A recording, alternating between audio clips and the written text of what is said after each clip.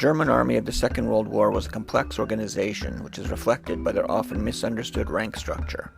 While similar in most respects to the system used by the other major combatants, there are enough differences to make a table of equivalent ranks, as found in most references, inaccurate. This video will attempt to provide some clarity. The Army had four broad categories of personnel. Soldiers populated the combat and support units of the Army.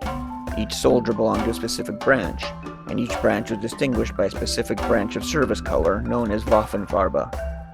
Officers of the General Staff populated the command staffs of various headquarters. They were distinguished by their own Waffenfarbe, red stripes on their trousers, and higher quality uniforms and insignia. Specialist leaders were men with specialized technical skills but without military training. They were put in supervisory positions equivalent to non-commissioned officers and officers. In 1940, the Army began encouraging these men to undergo military training, and after December 1942, the specialists became officers. They were identified by special collar patches and shoulder straps. Officials were civil servants in uniform. Like the specialists, they had unique shoulder straps and collar patches. They were divided into 4 career paths and about 80 different branches. The branches most commonly represented in the infantry divisions were the paymasters, chaplains, field security police, and field post office. Soldiers were divided into 4 main categories. From lowest to highest, they were men, non-commissioned officers, and generals. The lowest rank was known as Schütze in the infantry. The title for the lowest rank changed depending on the soldier's branch.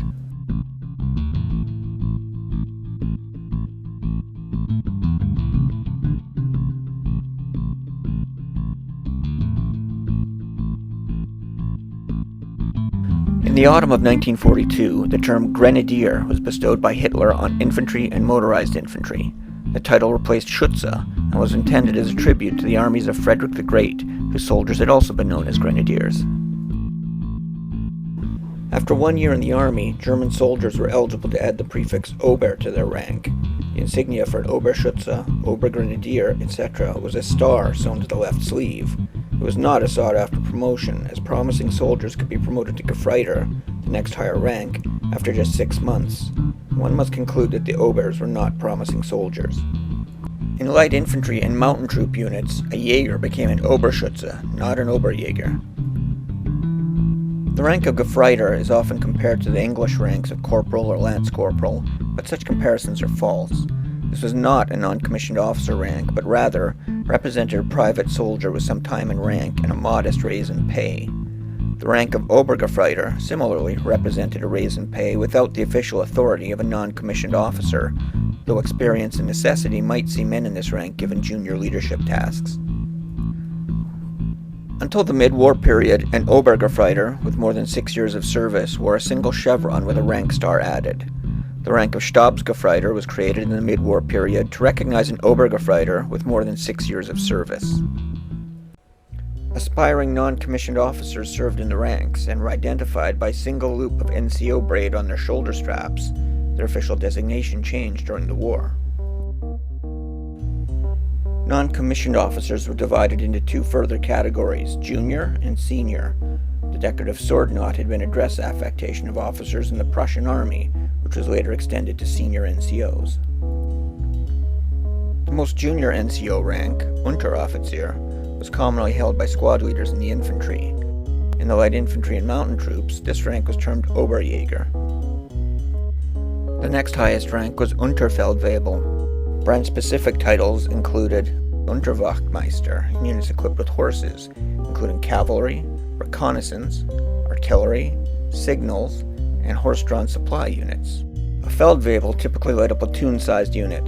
Unlike the US and British armies, which primarily used officers in this role, most German platoon-sized units were led by NCOs. The rank of Oberfeldwebel is commonly compared to the British regimental sergeant major, but again, this comparison is false. This rank is most commonly associated with the Hauptfeldwebel. Hauptfeldwebel was not a rank, but an appointment. It was normally held by an Oberfeldwebel, but could be held by any NCO. The Hauptfeldwebel performed the same function as an American company first sergeant or a British company sergeant major, and as evidence of his importance, German soldiers referred to him by a number of nicknames. He was identified by 2 rings of rank braid on his sleeves and a leather reporting book worn inside his tunic front. The rank of Stabsfeldwebel was created specifically for pre-war career NCOs. NCOs and men of the medical branch were distinguished by their cornflower blue Waffenfarbe, the Red Cross, and a prefix to their rank titles.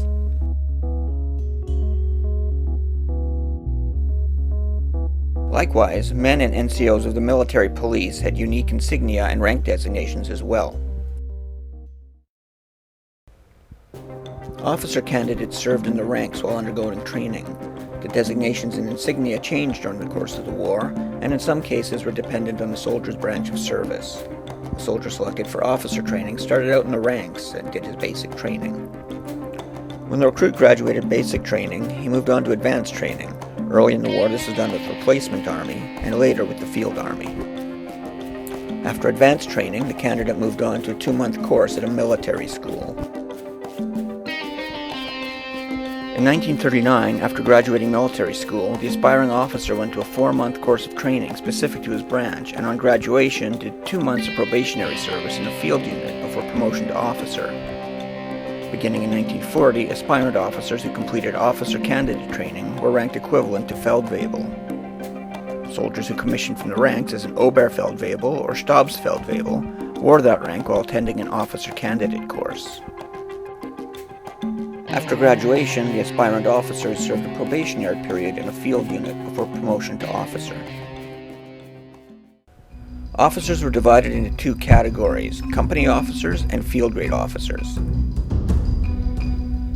The rank sequence was very similar to that used in the Western armies, including junior and senior grades of lieutenant, captain, major, lieutenant colonel, and colonel. While the ranks were very similar, the duties and responsibilities were often different from the US or British armies. While a German Oberst commanded a regiment, for example, in the Commonwealth, this command was called a brigade and was led by a brigadier. The medical branch had unique rank titles for officers.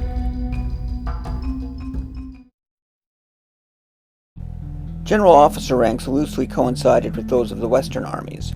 There was no brigadier rank, as brigade or regimental-sized units in the German army were commanded by an Oberst. Generalmajor was the lowest general rank, usually held by division commanders. Some divisions were commanded by officers in the rank of Generalleutnant, though corps commanders generally held this rank. Generals of the German army maintained a branch affiliation, thus, general of the infantry, of the cavalry, of the panzer troops, etc., though the Waffenfarbe for all general officers remained bright red. A Generaloberst would generally command an army group. The word Oberst means uppermost, so a literal translation of this rank would be uppermost or highest ranking general, but it is often translated into English as Colonel General due to Oberst also describing the highest ranking officer, which in the West was a colonel. Field Marshal was the highest rank in the German army. Promotion to this rank was subject to Hitler's approval, and was often done as a reward for exemplary service. After the Battle of France, 9 army generals were promoted to Field Marshal. Most were eventually relieved of duty by Hitler as the war went on. Hitler also famously promoted General Paulus to the rank of Field Marshal just before Stalingrad fell, in the hope he would then either die fighting or commit suicide, as Hitler believed no Prussian marshal had ever been captured alive. Taking into account the 4 major categories of army personnel, soldiers, general staff, specialist officers, and officials, there were hundreds of unique rank titles and insignia combinations specific to individual branches, and only a small sampling can be possible in a brief overview such as this. Anecdotal evidence suggests even the average German soldier may have had a difficult time keeping it all straight.